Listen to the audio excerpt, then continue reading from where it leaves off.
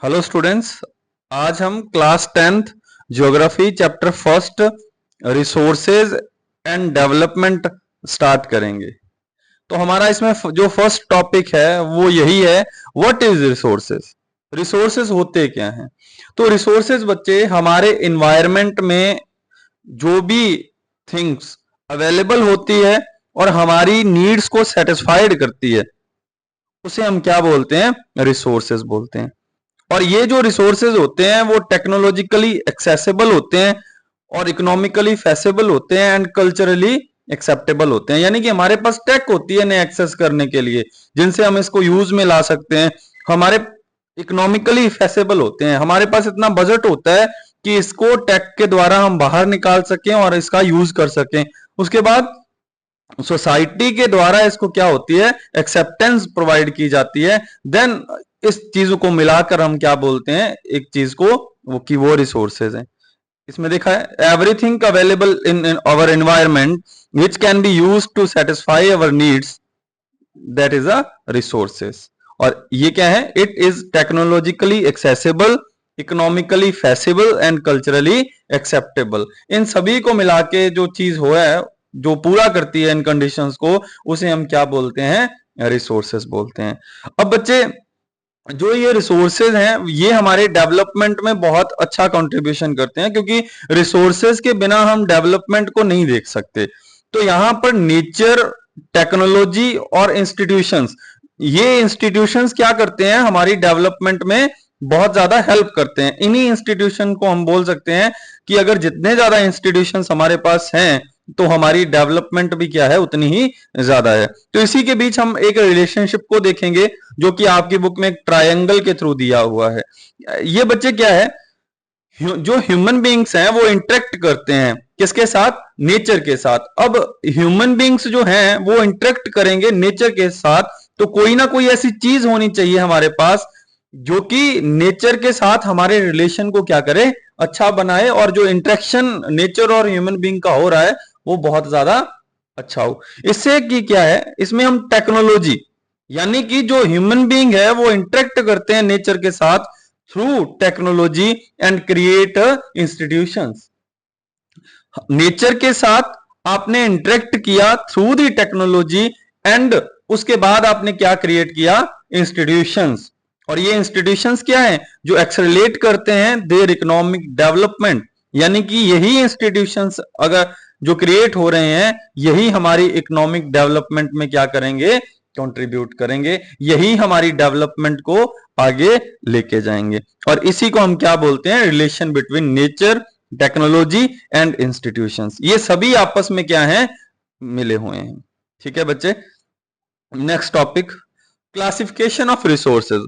अब बच्चे class 10th में इस बार आपको क्लासिफिकेशन ऑफ रिसोर्सेज में ओनली टेबल प्रोवाइड किया गया है, यानी कि आपको इसकी एक्सप्लेनेशंस नहीं दी गई है, बट फिर भी हमारा एक फर्ज है कि हम इसको समझ के जाएं कि क्लासिफिकेशन ऑफ रिसोर्सेज में हमने 4 बेसिस पे क्या किया है? इसे अलग अलग डिवाइड किया है। जैसे कि फर्स्ट जो हमारा है वो है बेसिस ऑफ ओरिजिन, यानी कि ओरिजिन के बेस पर हमने रिसोर्सेज को कितने टाइप में डिवाइड किया है। तो फर्स्ट इसमें बच्चे हमारा है बायोटिक और सेकंड है अबायोटिक। बायोटिक वो रिसोर्सेज हैं जिसमें आप लाइफ, यानी कि जीवन की संभावना मिलेगी, यानी कि जिसमें लाइफ प्रेजेंस आप है। ठीक है बच्चे। दूसरा अबायोटिक। अबायोटिक का मतलब है जिसमें लाइफ प्रेजेंस नहीं है, उसे हम, उन रिसोर्सेज को हम क्या बोलेंगे? अबायोटिक। यानी कि रॉक्स वगैरह जो है उनमें आप लाइफ का प्रेजेंस नहीं देखते, तो उसे हम क्या बोलते हैं? अबायोटिक। ह्यूमन बीइंग क्या है? बायोटिक में आएगा, क्योंकि लाइफ प्रेजेंस है। और एनिमल्स, प्लांट्स जो सारे के सारे हैं वो बायोटिक में आएंगे। सेकंड बच्चे, बेसिस ऑफ एग्जॉस्टेबिलिटी। यानी कि एग्जॉस्टेबिलिटी क्या होती है बच्चे? कितना टाइम लगेगा उसे खत्म होने में, उसके बेस पर हमने रिसोर्सेज को कितने टाइप में डिवाइड किया है? 2 टाइप में। फर्स्ट है बच्चे रिन्यूएबल रिसोर्सेज और सेकंड है non renewable resources. Class 8th का बड़ा अच्छा टॉपिक है ये। तो रिन्यूएबल रिसोर्सेज क्या है बच्चे? रिन्यूएबल रिसोर्सेज वो रिसोर्सेज हैं जो कि रीन्यू हो जाते हैं, जैसे ही आपने यूज किया तो उसकी क्वांटिटी पर कोई ज्यादा असर नहीं पड़ता। फॉर एग्जाम्पल सोलर एनर्जी और विंड एनर्जी, आपने जो सन रेज आ रही है उसे क्या किया, ऑब्जर्व किया, तो ऐसा तो नहीं है कि उसकी क्वांटिटी में आपको कमी आ गई होगी, वो तो एज इट इज उसकी क्वांटिटी बनी रही होगी। तो ऐसे रिसोर्सेज को हम क्या बोलते हैं, रिन्यूएबल रिसोर्सेज बोलते हैं, जिनको यूज करने पर उनकी क्वांटिटी में ज्यादा कोई फर्क नहीं पड़ता। और ये बच्चे जो रिन्यूएबल रिसोर्सेज होते हैं ये हमारे एनवायरनमेंट में क्या होते हैं, अनलिमिटेड होते हैं, इसे आप यूज कर सकते हैं और यूज करने के बाद ये क्या नहीं होंगे, खत्म नहीं होंगे। सेकंड बच्चे नॉन रिन्यूएबल रिसोर्सेज, जो कि जल्दी जल्दी से रिन्यू नहीं होते, इन्हें बनने में बहुत सारे साल लग जाते हैं, और जो हमारा एनवायरनमेंट है उनमें इनकी क्वांटिटी क्या है, बहुत लिमिटेड है। For example coal, petroleum, natural gases, ये हमारे में क्या, हमारे एनवायरनमेंट में लिमिटेड है, और जैसे ही आप इसको यूज कर लेते हैं तो इसको दोबारा से बनने में बहुत साल लग जाते हैं, बहुत टाइम पीरियड लगता है इनको बनने में। इन्हीं रिसोर्सेज को हम क्या बोलते हैं, नॉन रिन्यूएबल रिसोर्सेज। थर्ड बच्चे, बेसिस ऑफ ऑनरशिप, ऑनरशिप के बेस पर भी हमने रिसोर्सेज को क्या किया है, क्लासिफाइड किया है, जिसमें हमने फर्स्ट देखा है इंडिविजुअल। इंडिविजुअल बच्चे जिसपे एक सिंगल पर्सन का क्या हो, ऑनरशिप हो, उसे हम, उन रिसोर्सेज को हम क्या बोलते हैं, इंडिविजुअल रिसोर्स बोलते हैं। सेकंड बच्चे कम्युनिटी, यानी कि कॉमन रिसोर्सेज, जिसे कि एक सिंगल पर्सन की बजाय एक ग्रुप ऑफ पर्संस क्या कर सके, यूज कर सके। जैसे कि आपकी सिटी में, आपके गांव में एक कोई पार्क होगा जिसे कि सभी यूज कर सकते हैं, वो उस लैंड को या उस रिसोर्स को हम क्या बोलेंगे, कम्युनिटी रिसोर्सेस। थर्ड बच्चे नेशनल रिसोर्सेज। अब ये नेशनल रिसोर्सेज क्या है, एक कंट्री के रिसोर्स को हम क्या बोलते हैं, नेशनल रिसोर्सेज। जो भी एक कंट्री की बाउंड्री में आता है, उसकी टेरिटरी में आते हैं रिसोर्सेज, वो सारे के सारे क्या हैं, हमारे नेशनल रिसोर्सेज। इंटरनेशनल रिसोर्सेज क्या होते हैं, इंटरनेशनल कम्युनिटी का जिस पर ऑनरशिप हो, ठीक है, उसे हम इंटरनेशनल रिसोर्सेज कहते हैं। ठीक है, अगर हम एग्जांपल देखें तो हमारे जो ओशंस एरिया है, हमारे एक कंट्री के कोस्ट से 200 नॉटिकल माइल के बाद जो एरिया आता है वो किस में आता है, जो ओशंस के वहां पर रिसोर्सेज होते हैं वो इंटरनेशनल रिसोर्सेज के अंदर आते हैं, यानी कि उस पर किसी एक कंट्री का क्या नहीं होता, ऑनरशिप नहीं होता। ठीक है बच्चे, नेक्स्ट बच्चे फोर्थ है स्टेटस ऑफ डेवलपमेंट, यानी कि basis of status of development, कि जो रिसोर्सेज हैं उनका डेवलपमेंट कितना हो चुका है, हम उसे यूज में ला रहे हैं या नहीं ला रहे, नहीं ला रहे तो क्यों नहीं ला रहे, इसके बेसिस पर भी हमने अपने रिसोर्सेज को क्या किया है, डिवाइड किया है। फर्स्ट बच्चे पोटेंशियल रिसोर्सेज। पोटेंशियल रिसोर्सेज वो होते हैं यानी कि जिसमें क्षमता है कि हमारी नीड्स को क्या कर दे, वो सेटिस्फाइड कर दे, बट कुछ कारणों की वजह से, जैसे कि लैक ऑफ टेक्नोलॉजी, यानी कि हमारे पास उसके लिए टेक्नोलॉजी नहीं है, या अभी वो सही टाइम नहीं है उसे यूज करने का, उन रिसोर्सेज को यूज नहीं किया गया। यानी कि क्षमता है हमारी नीड्स सेटिस्फाइड कर देगा उसको अगर यूज करेंगे। फॉर एग्जाम्पल अगर राजस्थान में देखें तो सोलर एनर्जी और विंड एनर्जी के लिए आपको बहुत सारी पॉसिबिलिटीज मिल जाएगी, इनमें पोटेंशियल है कि ये जो हमारी नीड्स अब की है उसे क्या कर सकती है, पूरा कर सकती है, बट लैक ऑफ टेक्नोलॉजी या इंफ्रास्ट्रक्चर की वजह से हम उसे नहीं, क्या नहीं कर रहे, अभी यूज नहीं कर रहे। सेकंड बच्चे डेवलप्ड। अब डेवलप्ड रिसोर्सेज क्या होते हैं, ये रिसोर्सेज वो होते हैं जिनकी क्वालिटी और क्वांटिटी के बारे में हमें पूरी नॉलेज है, पूरी इंफॉर्मेशन है, और हम इसे यूज भी कर रहे हैं। जैसे फॉर एग्जांपल कोल, यानी कि हमें पता है कि इसके बारे में कि कितनी इसकी क्वांटिटी है, क्या क्वालिटी के यहां पर रिसोर्सेज हैं, और अब हम उसे क्या कर रहे हैं, यूज भी कर रहे हैं, यूटिलाइज भी कर रहे हैं, इसे ही हम क्या बोलते हैं, डेवलप्ड, यानी कि यूज हो रहे हैं जो उन्हें। थर्ड बच्चे स्टॉक। स्टॉक क्या है बच्चे, स्टॉक से ही ना पता लग रहा है, आपको नाम से पता लग रहा है, जो रिसोर्सेज हम अभी यूज नहीं कर रहे हैं और फ्यूचर के लिए हमने उसको क्या कर रखा है, छोड़ रखा है, अब यूज क्यों नहीं कर रहे? इसके पीछे कारण है कि हमारे पास एक अच्छी टेक्नोलॉजी नहीं है जिससे कि हम क्या कर सकें, उसे यूज कर सकें। ठीक है बच्चे, इसमें क्या है, एक ध्यान रखना, आप एग्जांपल के लिए अगर देखें तो हाइड्रोजन देख सकते हैं। हाइड्रोजन जो एनर्जी है वो बहुत जरूरी है, बहुत इंपॉर्टेंट है हमारे लिए, बट अभी लैक ऑफ टेक्नोलॉजी की वजह से हम क्या नहीं कर रहे, उसका प्रॉपर यूज नहीं कर रहे। फ्यूचर में हम उसको यूज के लिए क्या कर रहे हैं, कुछ काम कर रहे हैं। ठीक है बच्चे, अगला फोर्थ है इसमें रिजर्व्स। रिजर्व्स रिसोर्सेज क्या होते हैं, ये एक स्टॉक का सबसेट है, यानी कि स्टॉक का ये एक पार्ट है। ये जो रिजर्व्स है हमने फ्यूचर जनरेशन के लिए या आने वाले टाइम के लिए बचा के रखे हैं, फिर हमें धीरे धीरे इसको क्या करेंगे, यूज करेंगे, बट इसका अभी का यूटिलाइजेशन अभी हमारे यहां नहीं हो रहा। यानी कि रिसोर्सेज हैं, पता है, बट हमने उसको रिजर्व कर रखा है नेक्स्ट टाइम के लिए, जब हमें नीड होगी उसकी, जब टाइम आएगा इसके सही यूज का, तो हम इसको क्या करेंगे, यूज करेंगे। और इस टाइप के जो रिसोर्सेज हैं उसे हम क्या बोलते हैं, रिजर्व रिसोर्सेज। ठीक है बच्चे, तो ये हमारा जो क्लासिफिकेशन है वो हमने क्या कर लिया है, कंप्लीट कर लिया है। ठीक है, नेक्स्ट टॉपिक देखते हैं। नेक्स्ट टॉपिक बच्चे, डेवलपमेंट ऑफ रिसोर्सेज।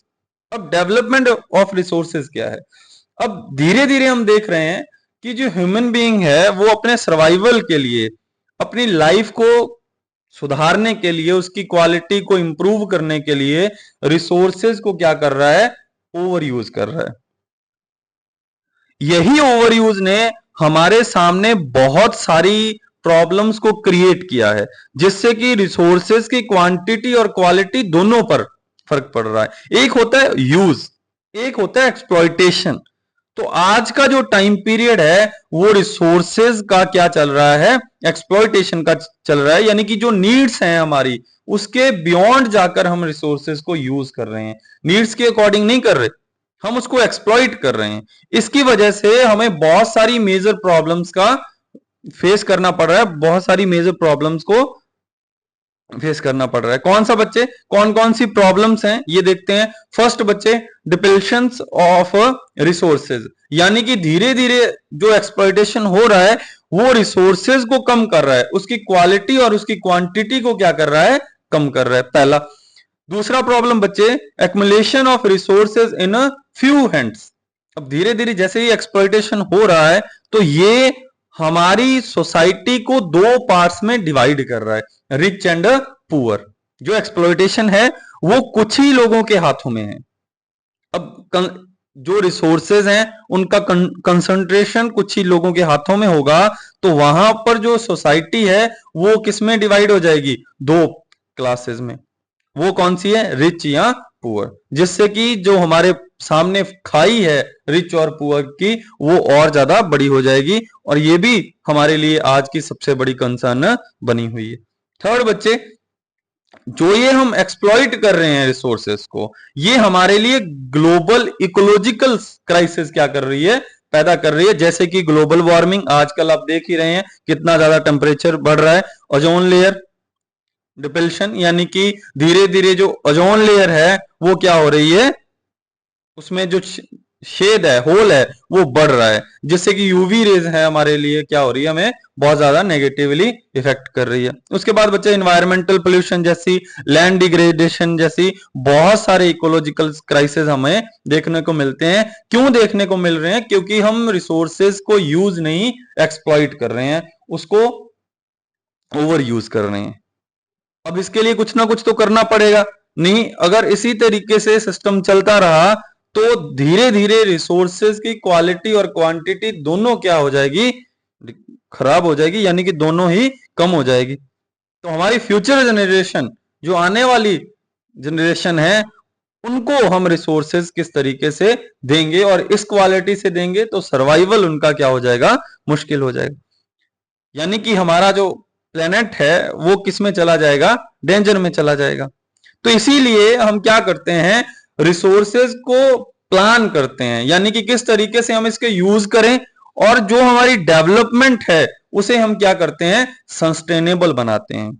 जिससे कि हमारी नीड्स भी पूरी हो जाए और हम डेवलपमेंट भी कर सकें और हम नेक्स्ट यानी कि फ्यूचर जनरेशन के लिए रिसोर्सेज को एज इट इज बनाकर भी रखें।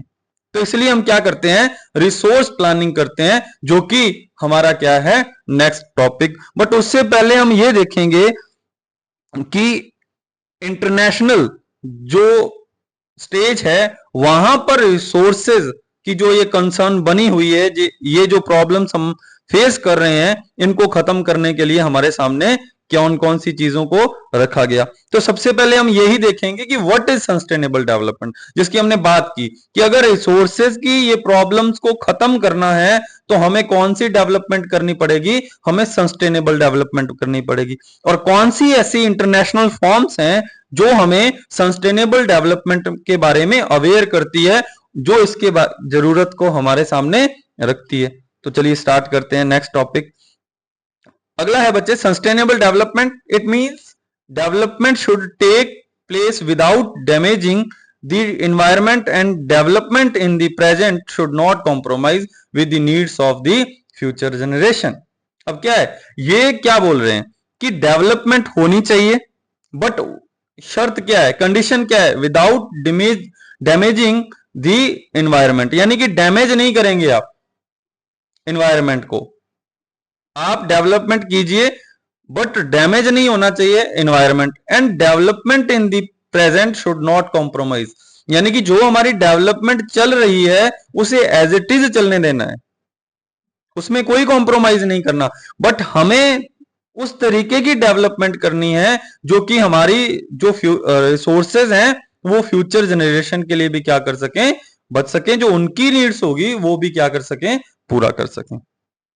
सीधी सीधी बात है कि जो रिसोर्सेज हम देख रहे हैं उन्हें यूज करना है, उन्हें एक्सप्लॉइट नहीं करना। इसीलिए बच्चे इसी सस्टेनेबल डेवलपमेंट के लिए हमारे यहाँ पर इंटरनेशनल स्टेज पर बहुत सारे समिट्स हुए, और उस समिट्स में एक समिट आपको दिया हुआ है जिसका नाम है रियो डी जेनेरियो अर्थ समिट। अब रियो डी जेनेरियो इसका नाम, इसमें जो समिट हुआ ये एक सिटी का नाम है, इसमें एक समिट हुआ जो कि किस पर था, हमारे जो हमने पीछे प्रॉब्लम्स पड़ी उनको सॉल्व करने के लिए।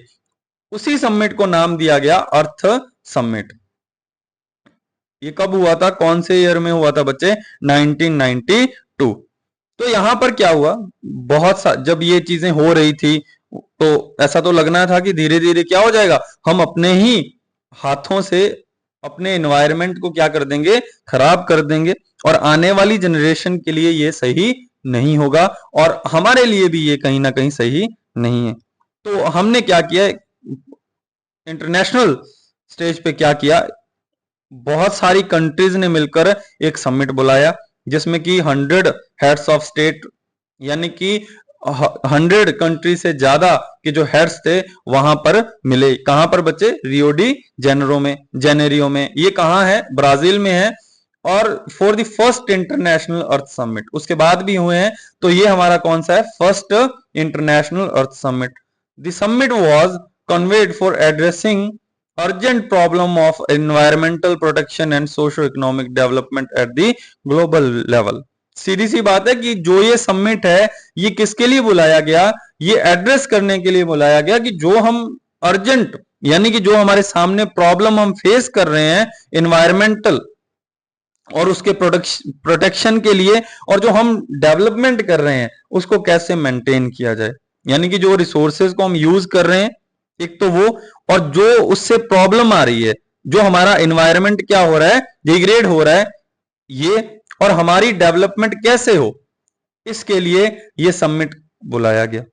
ठीक है, उसके बाद बच्चे the assembled leader signed the declaration on the global climate change and biological diversity. तो यहां आप याद रखना कि जो ये रियो डी जेनेरियो है, जो अर्थ समिट है, इसमें एक असेंबल्ड हुए थे जो लीडर्स, उन्होंने साइन किया एक डिक्लेरेशन पर जिसका नाम था global climatic change and biological diversity.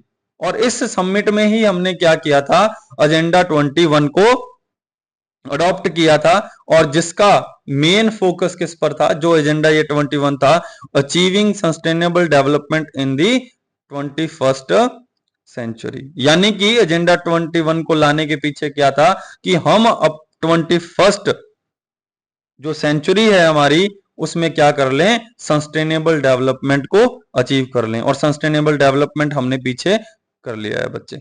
अब बच्चे हम देखते हैं कि एजेंडा 21 क्या था, क्योंकि यहां से भी क्वेश्चन आपसे पूछा जाता है कि व्हाट इज एजेंडा 21। तो ये एक डिक्लेरेशन है जो कि साइन की गई कहां पर, 1992 में, वही अर्थ समिट में। बट यहां पर जो कन्वेंशन का नाम दे रखा है the United Nations conference on environment and development, यानी कि UNCED, यहां पर इसे साइन किया गया, यही अर्थ समिट में। इसका नाम आपको प्रॉपर दे रखा है इसमें। तो which took place at Rio de Janeiro, Brazil. और इसका एम क्या था, अभी हमने बात की थी। एक तो एम था कि सस्टेनेबल डेवलपमेंट हम अचीव कर लेंगे 21st सेंचुरी तक, और देन हम क्या करेंगे, it aims at achieving global sustainable development, same चीज है। और यहां पर आपको ये भी बताना है कि ये हम कब तक पूरी करेंगे, इन 21st सेंचुरी।